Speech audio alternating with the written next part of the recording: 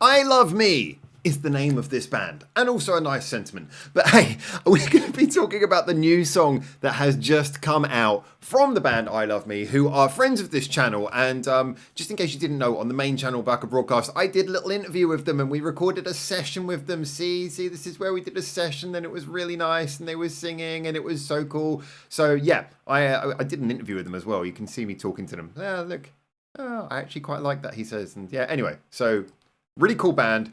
I really like them. We've been covering them for a while. We got a lot of actual little ongoing jokes with them, but they're actually a group who, well, if you don't know them, they had some pretty popular songs that got many thousands of views, but their careers kind of become a little bit more independent and chilled out of recent. But the one thing that really came across to me so many times was just that they do this very accessible type of music. The production value is always very high, but nowadays it's just the two of them, singer and guitarist, and they're just putting together these songs that are often kind of simple, accessible, but always have like a really interesting idea, something at the core.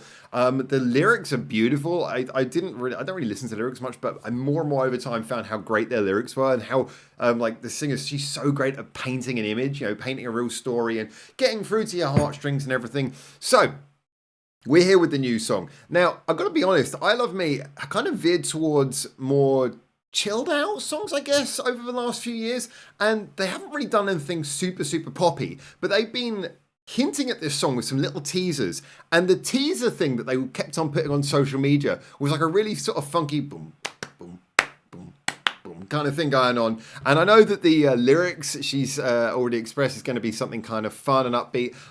I'm just really excited where it's going to go. Their production's always interesting. Their songs are always very catchy and welcoming. And their whole vibe is always so lovely. Anyway, let's jump in with this. I don't know what to expect. This is my first time listening to it. It actually came out at midnight last night and I wanted to listen to it, but I didn't have the camera set up, so I waited for you guys.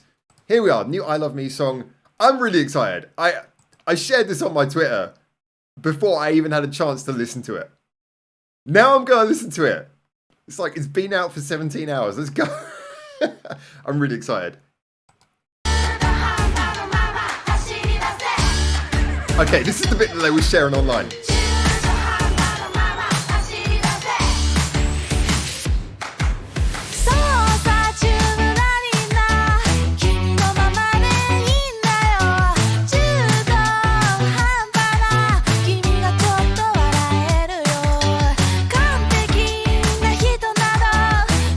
I'm loving the melody. I'm really hoping they pay it off with a good chorus as well.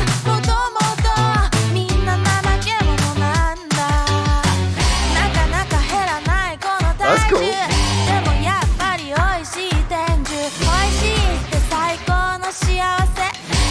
There.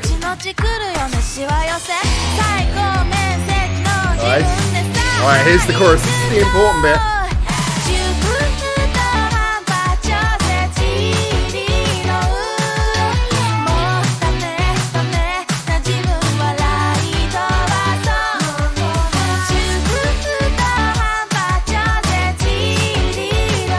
Quite a delicate melody.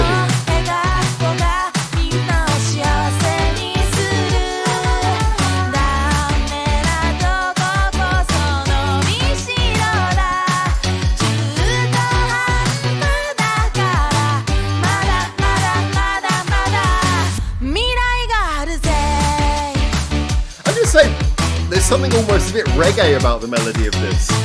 But I like the chorus has got a nice, easier to follow, but quite a long melody to it.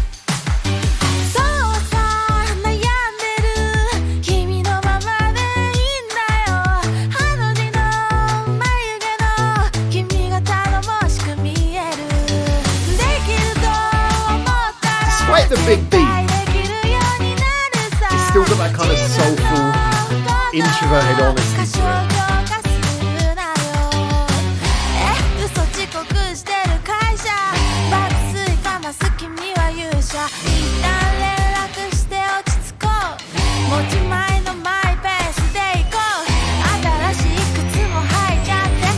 I love that build-up. That's a really interesting pre-chorus.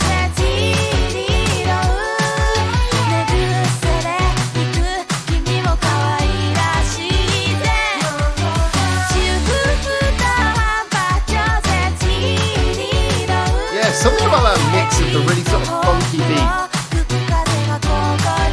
and the sort of wistful melody. It's great production, but it almost feels like reggae at its heart. Is that just me?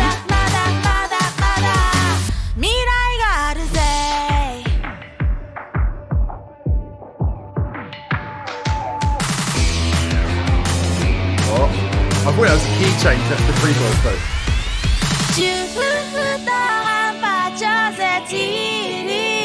Oh, that's pretty.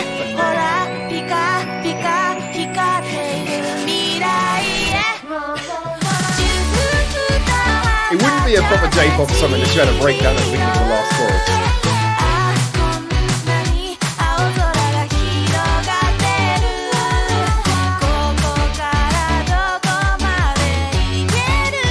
Yeah, I was not expecting it to be, I guess I should have guessed, but I wasn't expecting it to be this soulful.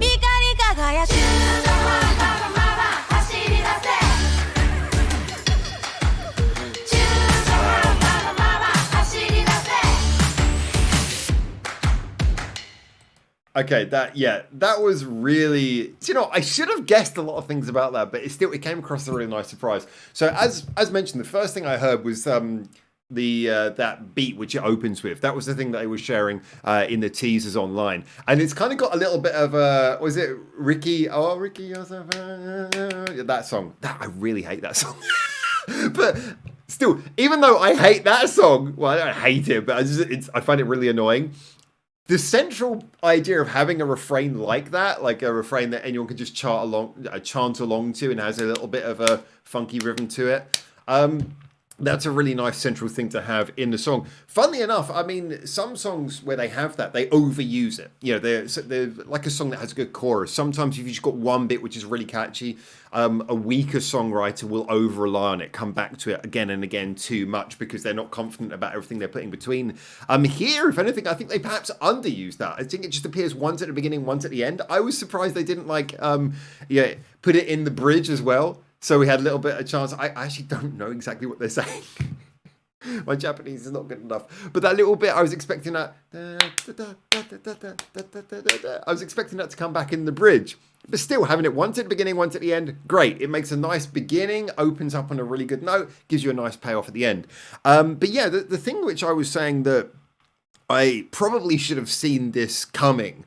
Because when I first heard that teaser, you're just thinking, wow, this is gonna be like kind of like a real dancey kind of pop song, And I Love Me have those, but a lot of I Love Me's best songs, as good as they are at doing dancey kind of songs and poppy songs and high production songs, a lot of their best songs are the ones where they really just kind of like, they feel kind of beautiful. They kind of have this, there is something unmistakably emotional about their songs. And I don't mean like a sort of a melodramatic way, just kind of in like there's something thoughtful about their songs, which permeates all of their, even if you don't know the lyrics, which when we did that, I'm sorry, I'm going on so many tangents here. When we did that video where we did the interview and they did a little session with us, I shared the lyrics in English on the screen. And just while I was doing it, I was reading them thinking, wow, this is so beautiful. But the thing is, even if you don't know the lyrics, you can just get so much feeling from their songs. And again, it's not melodramatic. You just kind of, when you hear a song and you can just tell the melody wasn't just written as a catchy series of notes, it was written by someone who actually